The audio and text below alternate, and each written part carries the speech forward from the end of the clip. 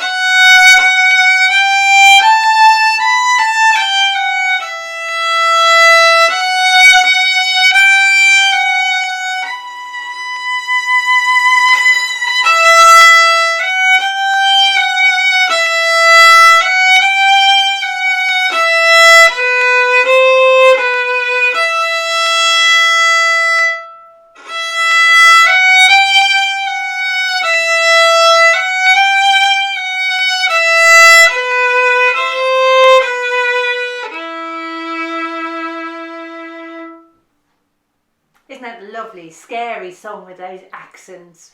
Really suitable for this time of year. So we're going to be thinking a little bit about how you can play this and some points for you to perhaps improve in your violin playing whilst at the same time enjoying playing this piece. So let's join in and let's go and play from the start together.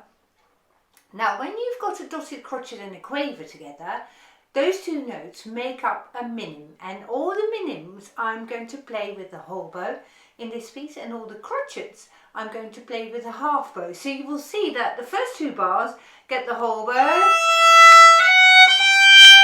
and I want you to really start right here at the heel.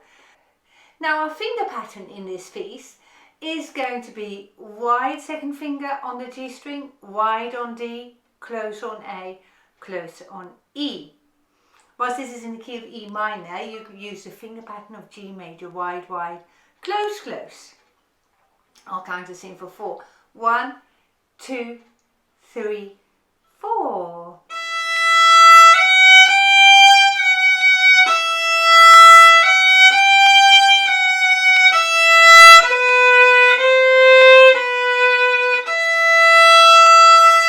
Okay, let's hold it there for a moment. Now, your first priority, I think, should be aiming to play with long bows on those first two bars.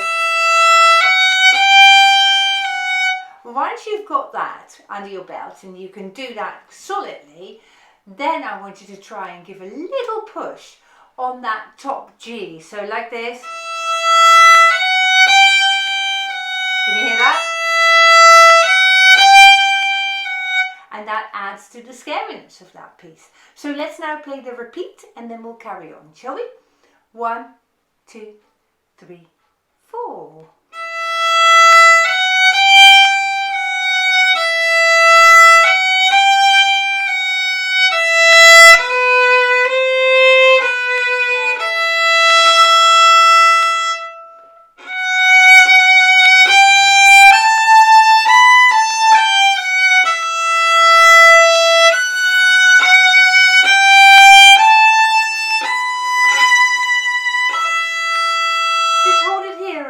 Please. You can see 4 quavers slurred also make up a minim. So you also play those 4 quavers slurred with the whole bow. And because there is a crescendo in bar 7, I'm starting on my half bows here. And now I'm going to gradually go longer on the bow until I use the whole bow here.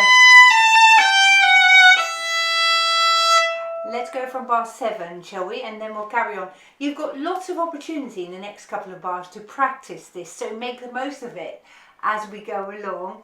3, 4.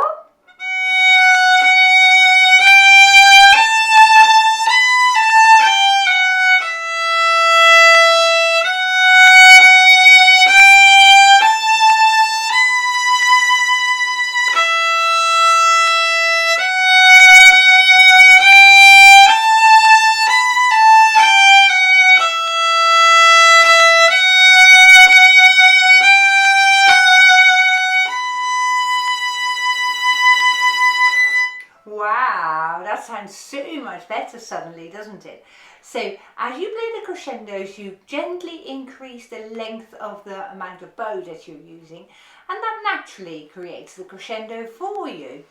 Now, when we play this last note here, make sure that you save the bow at the beginning. So go a little bit more slowly on your bow at the beginning of that note, and then increase your bow speed, because it's much easier to make a nice sound whilst you're at the upper half of the bow. And now, you see, then I'm going to increase the bow length. Let's just go from bar 7 one more time, shall we? So we can practice those bow lengths a little bit more. And then when we get to this point where we've now stopped, we'll go and carry on.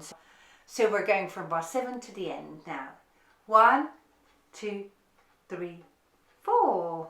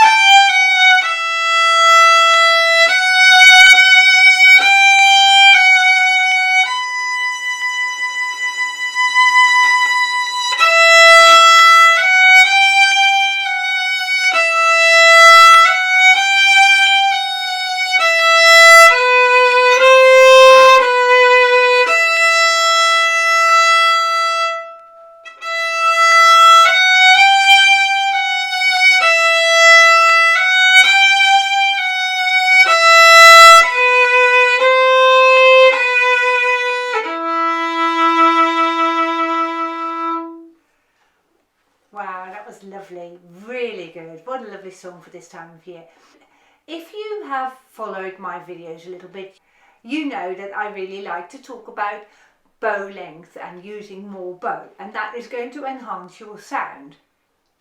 Now, when you can hear the sound better and you make a clearer, more polished kind of sound, you can hear your intonation much better. So that is why, in my view, the bowing technique should go, well, it should go hand in hand with intonation, but if you sort out your bowing technique first, fixing the intonation issues that you might have will be a lot easier. So now this time, when we play this piece next, I want you to listen to the tuning, and I want you to listen in particular to these notes here.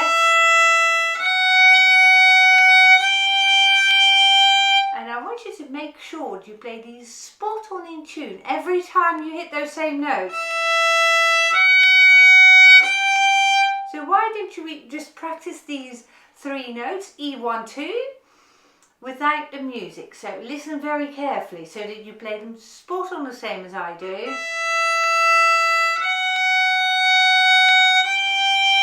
Do that again.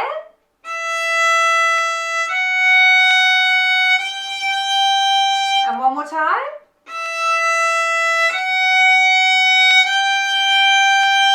You see, that gets better every time. Now in this piece you've got a lot of opportunities to really work on whenever you get E's, or 1 finger on E's, or 2 fingers on E's. So you've got lots of opportunity there to improve those 3 notes. Now let's now practice this.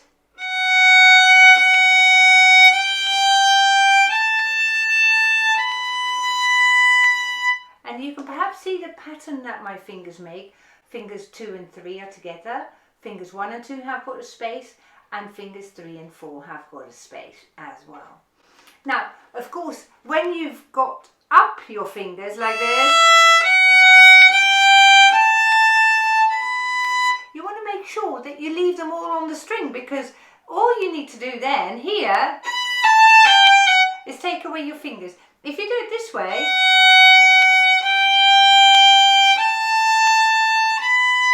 of course, then when I go down that scale,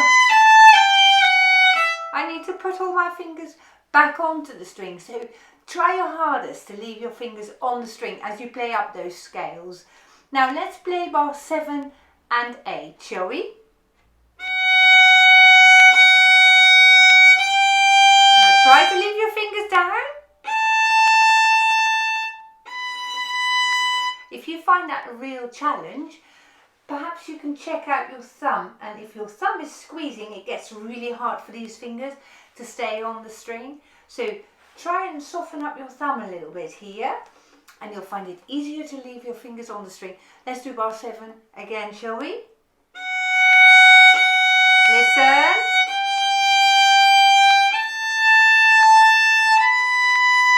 Have you still got all 4 fingers on the string?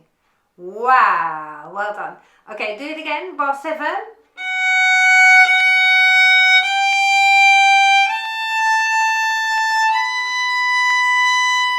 Smashing, really good. Now, we're hopping across now to bar 13 and 14, because there you get the interval between the first finger on the E string, and that is one point that I want to practice with you as well. So let's play 1 4 1 4 a couple of times over. Here we go.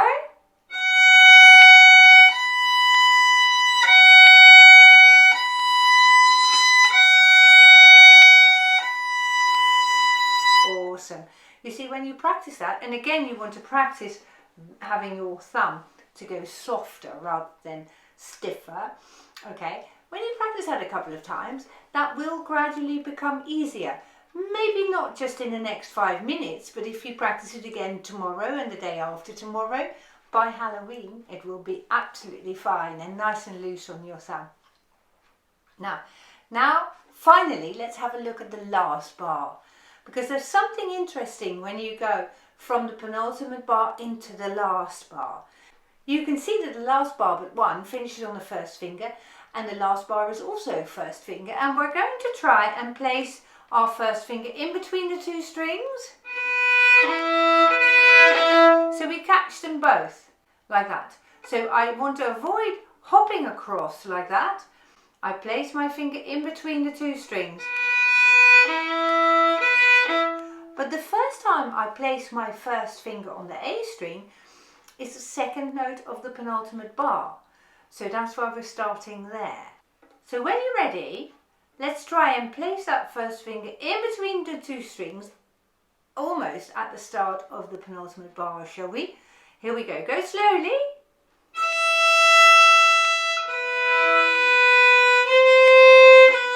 Okay, do that again. Here it comes.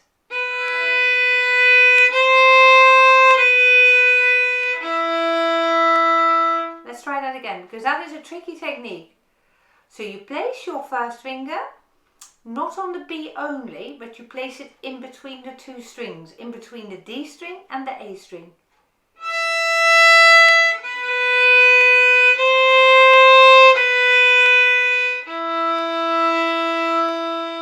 That's a good one, isn't it? That's different from how some people play it. But it's a really good technique to practice. So I practice it and I put it into my pieces whenever I can, because it will serve me very nicely later on when the music gets a bit more difficult.